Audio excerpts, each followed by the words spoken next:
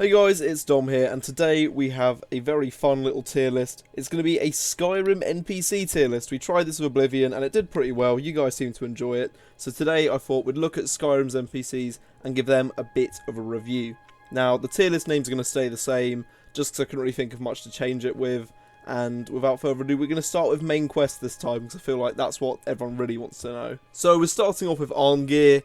He's a bit of a weirdo who sits up in the mountains trying to teach people the way of the voice, or more specifically the Dragonborns, but he's pretty dull with it and just sits around, so he's kind of going to be scoring quite low, and his big boss Parthenax is the only one who's actually kind of cool. The rest of the Greybeards are just a bit dull, and you know, they're a bunch of weird old men who live up a hill. That's not really the kind of thing that we're here to be flexing about.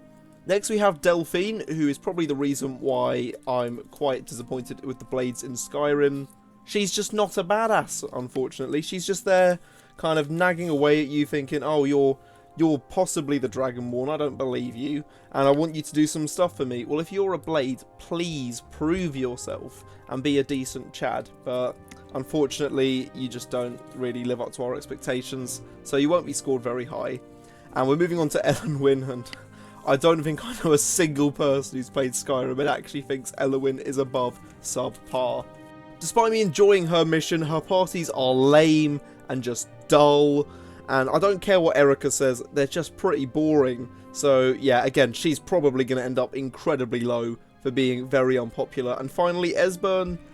Esbern falls into the same bracket as Delphine. He's just a bit of an old man who's not really got much to show for himself. And it's really upsetting what the Blades were portrayed as in Skyrim, because they just weren't as cool and they didn't have their nice little place of an order. It's just Skyhaven Temple where these two hang out together, and honestly, like, I do just kind of look at them and think, you're not as cool as you were in Oblivion, so you guys can't really go that high on my tier list. And unfortunately that does mean with all four of these characters, they're all going to score quite low on this tier list. So we've got 3 characters in Stole Your Sweet Roll and 1 in Dive Rock Fodder already. And we haven't even really got into this much, but we're already starting to build up our bottom 2 tiers. So next we'll move over to some ones which people are much more interested in. And that are the dragons and the meme characters, because we all like memes from games. So starting with Parthenax, despite in my most recent Let's Play, that was a game saver. I did kill Parthenax.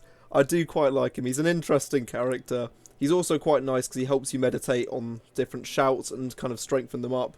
And, you know, he was a bad guy in the past, but he's redeemed himself. And that's what we can really respect about him. And being quite an interesting character with a bit of lore behind him, we can put him kind of high for being a respectful person. But Alduin. Now, Alduin, I don't mind him. He's alright. He doesn't really seem to be the best of bosses. His kind of reasoning of just, oh, I want to destroy the world. Yeah, you're a bit of a generic villain. I hate to say it.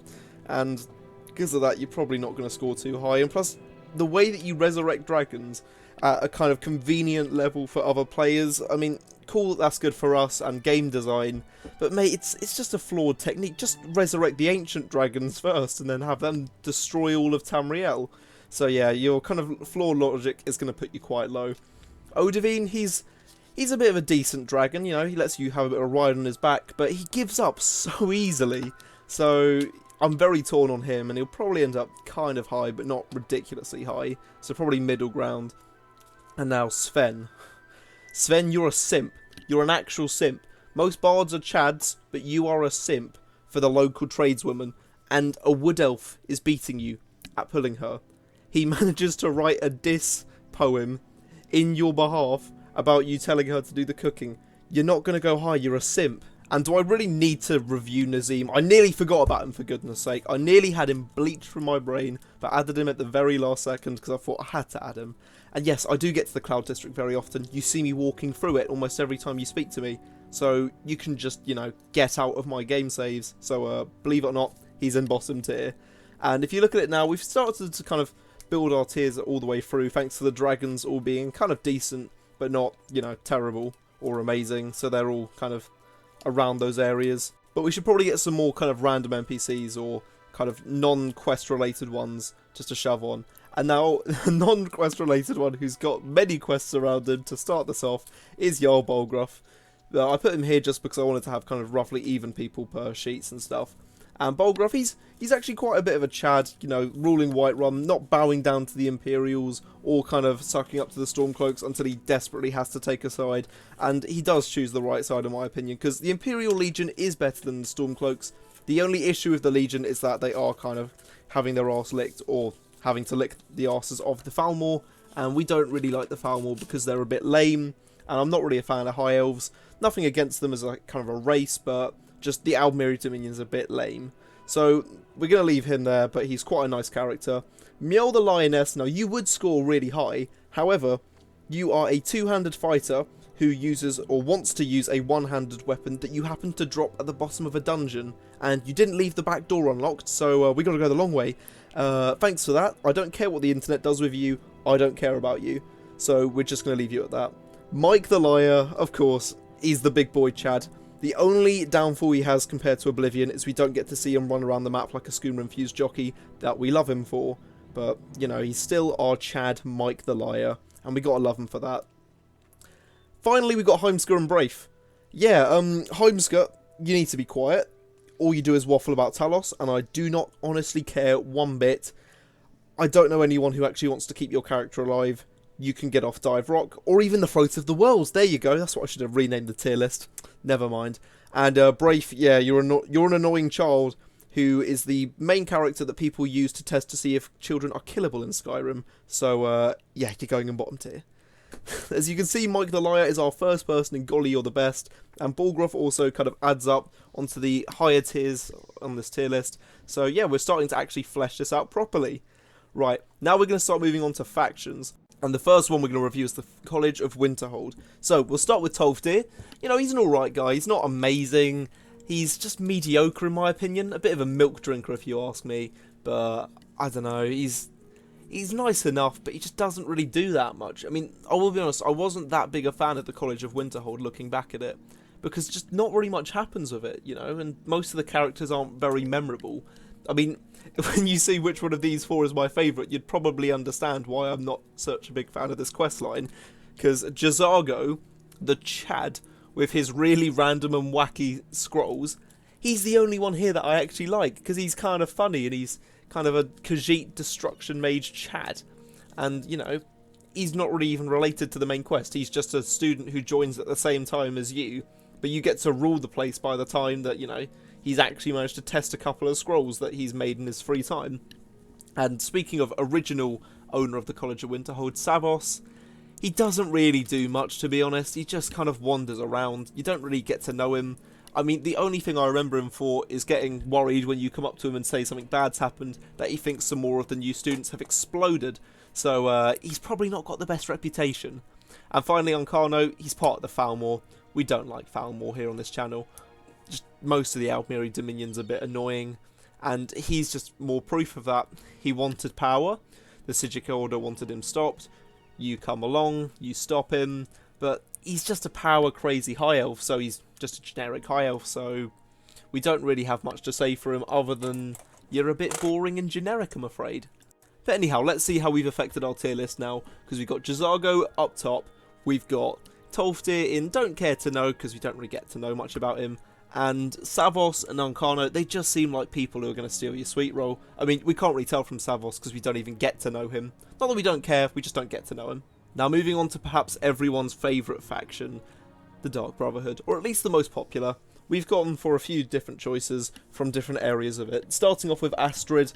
Again, the internet's had a good bit of fun with this character, even though she's very happily, you know, in a relationship with a werewolf man. But, you know, maybe that's just what she's into, and maybe it's what you guys are into. I'm not going to judge much. But anyway, she would be quite high on this tier list for really supporting you throughout going through the Dark Brotherhood, from your very first kill after snagging one off the Dark Brotherhood to, you know, the entire way through, just supporting you. But she does kind of rat you and the entire Dark Brotherhood out. So, yeah, you're kind of giving us mixed messages of really cool character, but also massive douche. I mean, at least we get to keep your blade afterwards, which is pretty cool, even if it doesn't do much. Anyway, we're going to move on to Cicero next, who's probably a character which is very divisive among fans, but I actually quite like him because he's quite funny, and he's also an immortal follower if you choose to kind of keep him alive. and some of the lines he comes up with are just brilliant. So yeah, I kind of respect him quite a lot, and I understand a few people might have a few things against him, so I might kind of pull him back a bit from top, but I'll have to give a bit of a think on him. And Titus Mead, mate, you just have a few voice lines. I mean, it's when your stunt double has almost as many lines as you, it's just a bad sign, mate. You're not doing very well as the Emperor either. So you're going to be going quite low, I'm afraid. And as we see how that affects our tier list, Cicero, yeah, I changed my mind. He's going in top tier, I don't care. Astra's in the middle ground because, you know, she's a bit of a mixed messenger. And sorry, Titus, you are literally just a training dummy for us. And now we move on to the Civil War, which has quite a few different characters. Elisif, the two original buddies, and the leaders of each kind of group in Skyrim. So Elisif's a decent-ish ruler. She's just trying to take over from Torig. And, you know, she's just doing what she has to do. She seems alright. And again, the internet has had their fun with her. Also, I've heard... I mean, I don't have any proof of this. I've just been told it by a friend, I promise. Anyway, she's decent. She's alright. They cut the quest where we could have killed her with Boethia, which is a bit of a shame because that would have been a really interesting thing to have in the game. But I guess not, so she's alright, I guess. Now we move on to Tullius next, he's okay. I mean, he did try and execute us at the start of the game, and he is a bit kind of, what's the word? Dull, I guess? I mean, there's not much to him. He's just a generic soldier man who's been kind of promoted to general, so yeah, he's alright. And now we have the meme master himself, Ralof, the one who welcomes us into Skyrim. I do like Ralof. I don't like the Stormcloaks, but he is an exception. He is an alpha male who is someone I'd gladly wake up to if I had a picture of him on a pillow saying, "Hey you, you're finally awake," because that would be hilarious. So yeah, Ralof's going to score high in my books because he's a Chad. Now Ulfric, you might think Ulfric's alright, but he's just a bore of a man. He's a bit of a brute. I'm not really a fan of him. I mean, it's cool that he knows some shouts like unrelenting force, but at the same time, he's just an aggressive man. Like, he might be good at fighting, but he's no leader. He's no true leader who will be able to kind of deal with the proper problems of Skyrim and would probably drive it to chaos. And finally, Hadvar. Yeah, Hadvar's Chad. I quite like Hadvar, but he's a bit of a dull guy, but nice enough, so I'll probably put him in the same tier as Ralof, just to kind of show not much bias. So yeah, we put Ralof and Hadvar above everyone else, Tullius and Elisif and They'll Be Gentle, and Ulfric and Don't Care to Know, because he's just a bit irrelevant to me, and I'm sure that would really annoy him if he was a real person. Next we got the companions, where I've chosen Ysgramor, because, you know, we see him in Sovngarde, Vilkas, Farkas and Aella. So Ysgramor, he seems like a big guy, you know, you hear about him a lot, they all kind of respect him and all. You even use his axe at the very end of the companions, or you get offered it, basically just to open a door and that's it. He's a bit underwhelming, to be honest. Like, even when you meet him in Sovngarde, it's just like, you alright, mate? I'm gonna go do something else now. Nice to see you didn't keep any of your armour, and you chose that generic Nord stuff when you came to the afterlife. Good for you. Yeah, he's underwhelming. Vilkas is a bit of a prat, to be honest. Just, you know, he's the little brother, or he looks like the little brother out of him and Farkas, and he acts like the more kind of snobby one, who pretends he doesn't even know who you are, even if you leave the companions to last, just to kind of rub it in even more, and then kind of gets mad at you for going too hard at training, and then tells you to go do some simple errands for him. He's just a douche. I'm not a fan of him. While Farkas, on the other hand, he's more like the nicer person, and I'd say probably better warrior of the two. So I've got more respect for Farkas, even if he is a bit, again, dull, and it's just that generic kind of rip guy that some girls who play the game can go, "Oh, he seems cool." And it's like, mate, I know what you're doing here. And speaking of simping, Aella, right, internet, stop, please. Okay, she's an alright-ish character, but stop going there with things. Okay, she's, yeah, again, decent character, probably going to get reviewed high because, you know, interesting enough, actually does a few missions with you, goes on hunting kind of packs with you, and actually cares about what the companions are really about, unlike the rest of them. Sure, she's alright, but don't get simpy, please. So, we put her in You're Finally Awake, because I'm sure a lot of you would like to wake up next to us, simps, and then, you know, don't really care about the rest, so they've just been scattered down in lower tiers. I put Farkas and Yiskimor above Vilkas because I just prefer them. Anyway, onto the Thieves Guild. We've got Mercer, Karliah, and Brynjolf. Now, Mercer Frey is just, you know, he is a typical thief, actually, now that I think about it. You think he's alright, but he's just here to steal your stuff. And he's got no honour amongst thieves, and he's just disrespectful to their pretty much Daedric princess. He's not my kind of guy. If it wasn't for him, we could probably have a nice, simple Thieves Guild quest which doesn't have to involve the Nightingales. But because he messed up some stuff, we have to get the Falmer involved, not Falmor. And then, you know, just deal with all of that for this heist, which is more like a dungeon, to be honest, than an actual heist. Which is, again, something I wasn't really too happy with that Thieves Guild. Was that there weren't many kind of massive, like, robberies and stuff. I mean, I guess when you go to Markov and try and like steal that cipher code, that's alright, but it's not like an amazing heist like in Oblivion where you steal an Elder Scroll. So Mercer just seems like a B-Tech kind of thief. You know, just a regular thief, but B-Tech. Anyway, we'll move on to Karliah. She does shoot you on the first like kind of meetup, but you know, she kind of slightly starts to earn her reputation as, you know, she lets you have some coolish Nightingale armor, also gets you bound to Nocturnal in the Afterlife. Cheers for that. Always great to have that, you know, really enjoyable. But, you know, you do get to progress the story with her and join another order which is pretty much empty and means not much. So, yeah, the more I speak about her, the more I'm thinking she's just mediocre. And Brynjolf's alright, so, you know, he can go kind of high. Not really much to say about Brynjolf. He's a decent chap. He can go and You're Finally Awake. You know, for a thief, he's actually a decent person, which is, you know, kind of surprising. So anyway, we'll move on to DLCs now. Starting with Dragonborn, we have Master Neloth, Freya, and Miraak. Neloth's quite cool, actually. You know, he does kind of prove to people why Telvanni like to live in kind of big mushroom towers. Because back in, you know, the olden days of Morrowind, if you couldn't levitate, you couldn't even get in their houses properly, because they didn't have magical lifts. But I guess as time goes on, they became more accepting of people and decided, you know, we'll put a lift in just so, you know, the average commoner and slave can actually, you know, start doing our stuff. And, you know, he's quite a funny-ish man, doesn't really care about many people, but, you know, we can respect that, to be honest. There's a lot of people out there who just don't really need to be respected. But Freya as well, she's a kind of immortal follower, but I don't really know, doesn't really click as much as all the other followers that are immortal or even like related to quests.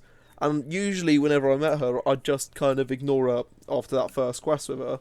So she isn't going to go that high for just being kind of not very memorable and just kind of being one of those followers that you have because, you know, she's essential and can't die. And finally with Miraak, who I think is actually one of the cooler bosses, you know, bringing back the original Dragonborn, showing that he lived all this time with the help of Hermaeus Mora, and now you must stop him. And he does have a kind of decent boss fight, even though you have to beat him like 50 times because he keeps on absorbing the souls of dragons. The only issue I really have with Miraak is that he keeps on nabbing your dragon souls after you started the Dragonborn quest. And I mean, stealing people's stuff isn't cool. We just did Thieves Guild. If you really wanted to steal stuff, you should have joined their faction instead of being a big Dragonborn hero. So, yeah, that's kind of my opinion on these three. Let's see how it affects our majestic tier list. Okay, so basically we put Neloth in the top because he's a bit of a chad. We'll put Miraak in They'll Be Gentle because I'm sure in combat he really likes you. And then, yeah, Freya's pretty irrelevant, so Don't Care to Know is the only place where it really makes sense. And finally we have Dawnguard, one of my favourite DLCs actually. So we'll start with Valisira because, you know, she's not really that big of a character in it. She's a bit annoying, kind of gets mad at you, doesn't really like you at first, and after you kind of prove yourself as a fighter, she's still kind of a bit against you and threatens that, you know, you better keep Serana safe and stuff. It's like, she can take care of herself, and I'm not getting simpy with you, okay, I promise you now. So, yeah, she's going to probably go a bit low, because I just don't really like her. Harkon, he's an interesting fellow. He's kind of one of those people that, he's got his own castle, he's got his own gang, you know, offers you the blood of a vampire, but he's way too just controlling over everything. He just wants all the Elder Scrolls. He doesn't even care about his daughter or family. And let's be real, mate. Those Elder Scrolls, you know, if you really want them, just do a heist in Cyrodiil. You could get loads of them. Just rack them up, like, stack by stack. So, you know, you'll probably go around the middle ground. Now, Serana, I think she's kind of decent. She moves her arms a lot, especially in conversation. Like, really likes to use a lot of animations. And, you know, decent enough follower. Her character does develop quite a bit as well throughout the DLC, which is nice. So she is going to go quite high. And because if I put her any lower than, you know, the top two, I would probably be flayed by the internet. She will probably end up there. And, yeah, again, this is another point. Internet, leave these characters alone, please. But, yeah, I won't dilly-dally on that for too long, because we've got Vertha to judge next, and he's just a bit of a dull person. He's probably the reason why I'm not that fussed that Snow Elves are pretty much, you know, blind people rambling around like lunatics. And, I mean, he's got his interesting little prophecy that he's trying to trick Lord Harkon to do, but, yeah, no, the only reason why I like you is because I like your armor. So I basically just like killing you. So you're not going to go high. And finally, Isran. He's a bit of a Chad. So he's probably going to go around middle ground. But then he doesn't really do that much until the final battle. So he can go and they'll be gentle to prove that he's a gentle soul. And that's it. That's our Skyrim tier list. Would there be any ones that you guys would change? Is there anyone else you want me to review? Let me know in the comments. And if there's, you know, any other game you want me to do, either kind of another Elder Scrolls one, or just another game that, you know, is an RPG, let me know in the comments. And I hope you guys have enjoyed this, and I'll hopefully see you in the next video. Also, yeah, like and subscribe, I guess. That's something else that YouTubers say. Anyway, see ya.